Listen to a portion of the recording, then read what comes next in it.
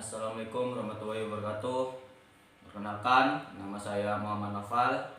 Saya Ahmad Sifauji. Dan saya Esa Bagus Ramana Yoga. Di sini kita akan menganalisis dan kesimpulan tonggak-tonggak sejarah perjuangan bangsa Indonesia. Di sini saya akan menjelaskan tonggak sejarah. Tonggak sejarah adalah suatu peristiwa atau momentum penting yang memiliki makna bagi perkembangan adab dan budaya umat manusia atau suatu bangsa. Karena peristiwa tersebut mampu merubah pola pikir, pola sikap, dan tindak manusia atau bangsa yang bersangkutan menuju kemajuan umat manusia atau bangsa. Salah satu contoh misalnya penemuan mesin uap oleh James Watt pada tahun 1788 merupakan milestone peradaban umat manusia. Sejak saat itu terjadilah perubahan yang sangat signifikan dalam kehidupan manusia. Tenaga kerja yang semula dipercayakan pada kekuatan yang terdapat pada manusia dan binatang berubah menjadi kekuatan mesin yang berkembang sampai dewasa ini dengan sangat pesat yang tidak terbayangkan oleh James Watt sendiri. Sebagai akibat pola pikir, pola sikap manusia mengalami perubahan yang luar biasa. Demikian pula penemuan chip dalam bidang mikroelektronika membuat loncatan-loncatan besar dalam teknologi informasi dan komunikasi yang merubah pola pikir, pola sikap, dan perilaku manusia. Dan yang kedua, macam-macam tonggak sejarah. Tonggak sejarah pertama yang diangkat oleh bangsa Indonesia dalam rangka mewujudkan suatu negara bangsa modern yang adil dan makmur pada tahun 1908, tepatnya pada tanggal 20 Mei 1908, yakni kelahiran suatu organisasi kemasyarakatan yang diberi nama Budi Utomo. Tahun itu disebut oleh bangsa Indonesia sebagai tahun kebangkitan nasional bangsa Indonesia. Berdirinya organisasi Budi Utomo mendorong atau memicu lahirnya berbagai organisasi pemuda seperti Trikurno Darmo yang kemudian berkembang menjadi Jong Java, yang diikuti oleh lahirnya organisasi pemuda-pemuda dari luar Jawa. Tonggak sejarah kedua adalah Deklarasi Sumpah Pemuda yang berlangsung pada Kongres Pemuda Indonesia kedua pada tanggal 28 Oktober 1928. Isi deklarasi tersebut adalah pernyataan para pemuda bertanah air yang satu, tanah Indonesia, bangsa yang satu, bangsa Indonesia, menjunjung tinggi bahasa persatuan, bahasa Indonesia. Sumpah Pemuda ini merupakan peristiwa yang sangat mendasar dan monumental bagi berdirinya negara-negara Indonesia. Merupakan peristiwa heroik yang dilancarkan oleh para pemuda yang memerlukan keberanian dengan mengandung penuh resiko, karena pada waktu itu bangsa Indonesia masih dijajah oleh Belanda. Dan tonggak sejarah yang ketiga, menurut kami, tonggak sejarah berikut bagi bangsa Indonesia adalah mencapai kemerdekaan adalah pidato Bung Karno pada tanggal 1 Juni 1945 di depan sidang BPUPKI. Bung Karno pada waktu itu mengusulkan dasar negara bagi negara yang akan didirikan, yang beliau sebut Pancasila. Dan setelah melalui perdebatan dan musyawarah yang cukup intens, akhirnya dengan perbedaan perubahan, rumusan Pancasila diterima sebagai dasar negara dan dicantumkan dalam pembukaan Undang-Undang Dasar. Meski tidak dengan menyebut kata Pancasila, bangsa Indonesia dalam menyelenggarakan pemerintahan telah mengalami beberapa kali perubahan undang-undang. Namun demikian, rumusan Pancasila selalu terdapat dalam pembukaan atau Mukadimah undang-undang yang bersangkutan. Dan yang keempat, tonggak sejarah keempat adalah Proklamasi Kemerdekaan Indonesia pada tanggal 17 Agustus 1945. Suatu peristiwa yang maha penting bagi kehidupan suatu negara.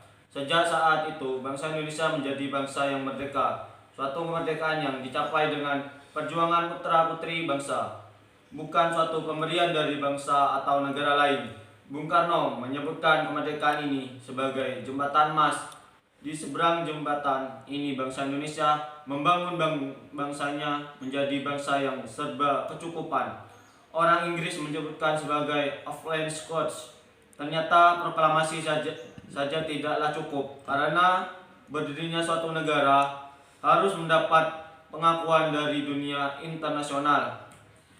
Dan tonggak sejarah kelima, proklamasi kemerdekaan Indonesia ini tidak dapat diterima oleh Belanda yang ingin menguasai kembali negara jajahannya setelah usainya Perang Asia Timur Raya. Dengan mengerahkan kekuatan militernya, pemerintah Belanda berusaha menguasai kembali wilayah demi wilayah negara Republik Indonesia. Pada tanggal 19 Desember 1948, Yogyakarta, yang menjadi pusat pemerintah negara Republik Indonesia, diserbu. Presiden Soekarno dan Wakil Presiden Muhammad Hatta ditahan oleh Belanda. Tentara Nasional Indonesia menyisih keluar kota untuk menyusun kekuatan kembali dalam rangka merebut kembali wilayah yang dikuasai Belanda. Tonggak sejarah ke-6, meskipun sejak tanggal 15 Agustus 1950 telah terwujud Negara Kesatuan Republik Indonesia, namun sistem pemerintahan yang diterapkan masih berpola pada sistem pemerintahan parlementer. UUD yang berlaku adalah Undang-Undang Dasar sementara yang lebih bersifat liberalitis. Sebagai akibat tidak terjadinya kemantapan dalam penyelenggaraan pemerintahan, dengan berdalih bahwa situasi penyelenggaraan pemerintahan dan kenegaraan pada waktu itu dinilai membahayakan persatuan dan keselamatan negara, nusa dan bangsa, serta merintangi pembangunan semesta untuk mencapai masyarakat yang adil dan makmur. Maka Presiden Republik Indonesia atau Panglima Tertinggi Angkatan Perang menetapkan berlakunya kembali Undang-Undang Dasar 1945. Peristiwa tersebut yang biasa disebut sebagai Dekrit kembali ke UUD 1945 yang berlangsung pada tanggal 5 Juli 1959. Sejak saat itu, negara Republik Indonesia menerapkan Undang-Undang Dasar 1945, baik pemerintahan Presiden Soekarno maupun Presiden Soeharto berusaha untuk menerapkan UUD 1945 sesuai interpretasi masing-masing. Ada pihak-pihak yang menyatakan terjadi penyimpangan dalam aktualisasi Undang-Undang 1945, namun realitas menunjukkan bahwa pada masa Orde Lama maupun Orde Baru ada upaya untuk mengaktualisasikan Undang-Undang Dasar 1945 dalam kenyataan. Dan tonggak sejarah yang ketujuh. Tonggak sejarah ketujuh menurut hemat penulis adalah Konferensi Asia Afrika yang berlangsung di Bandung dari tanggal 18 sampai 25 April 1955. Konferensi ini diprakarsai oleh Indonesia, India, Pakistan, Burma, dan Sri Lanka, dan diikuti oleh 29 negara Asia dan Afrika, yakni Afghanistan, Burma, Ethiopia, Gold Coast atau Ghana, India, dan Indonesia, dan ada lagi selanjutnya. Konferensi ini didorong oleh situasi perang dingin yang semakin intens antara blok barat yang dimotori oleh Amerika Serikat dan blok timur dengan pimpinan Uni Soviet. Terjadilah pertandingan yang semakin tajam dalam menciptakan senjata pemusnah massal yang semakin canggih. Timbullah kerisauan di antara negara-negara Asia Afrika yang baru saja merdeka. Mereka berusaha untuk tidak terlibat dalam perang dingin dimaksud. Maka dibentuklah suatu kelompok yang kemudian diberi nama negara non-blok. Selanjutnya tonggak sejarah ke-8. Salah satu peristiwa lain yang dapat dianggap sebagai tonggak sejarah bangsa Indonesia adalah kemenangan tim Thomas Cup Indonesia yang pertama yang terjadi pada tanggal 15 Juni 1958 di Singapura. Tim Thomas Cup pertama kali tersebut terdiri dari Ferry Sonneville, Tan Yeo Hock, Edi Yusuf, Tan King Kuan, dan Nyo Kim Bi. Peristiwa tersebut membuka mata masyarakat Indonesia bahwa dalam olahraga bulu tangkis, Indonesia dapat berbicara di kancah internasional. Sejak itulah perbulu tangkisan Indonesia maju dengan pesat dan selalu dapat menjuarai dalam perebutan berbagai piala bertaraf internasional seperti All England, Uber Cup, dan sebagainya. Bahkan pada waktu pertama kali bulu tangkis dipertandingkan dalam Olimpiade pada dekade terakhir abad ke-20, Indonesia dapat meraih salah satu, bahkan pernah meraih 2 medali emas dalam cabang bulu tangkis. Sampai saat ini, Indonesia masih diperhitungkan dalam percaturan olahraga bulu tangkis secara internasional. Selanjutnya, tonggak sejarah ke-9. Surat Perintah 11 Maret 1966 atau yang biasa disebut Super Semar merupakan tonggak sejarah berikut. Meskipun beberapa pihak masih mempersoalkan surat perintah tersebut, namun realitas menunjukkan dengan terbitnya surat perintah tersebut terjadi perubahan yang sangat signifikan dalam kehidupan berbangsa dan bernegara bagi bangsa Indonesia. Surat perintah ini tidak dapat terlepas dari gerakan yang dilakukan oleh Angkatan 1966. Surat Perintah 11 Maret 1966 dikeluarkan oleh Presiden atau Pangti ABRI atau pemimpin besar revolusi yang ditujukan kepada Letnan Jenderal Soeharto, Menteri Panglima Angkatan Darat yang dianggap perlu guna terjaminnya keamanan, ketenangan, dan kestabilan jalannya pemerintahan.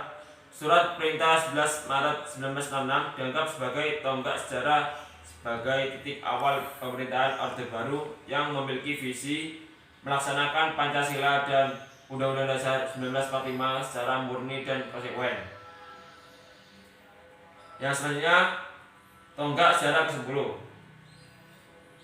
Tonggak sejarah ke-10 adalah peristiwa lengsernya Presiden Soeharto pada bulan Mei 1998 dan dimulainya pemerintahan era reformasi.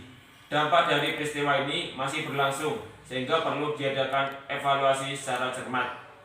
Dapatkah peristiwa lengsernya Presiden Soeharto dikategorikan sebagai tonggak sejarah bangsa Indonesia?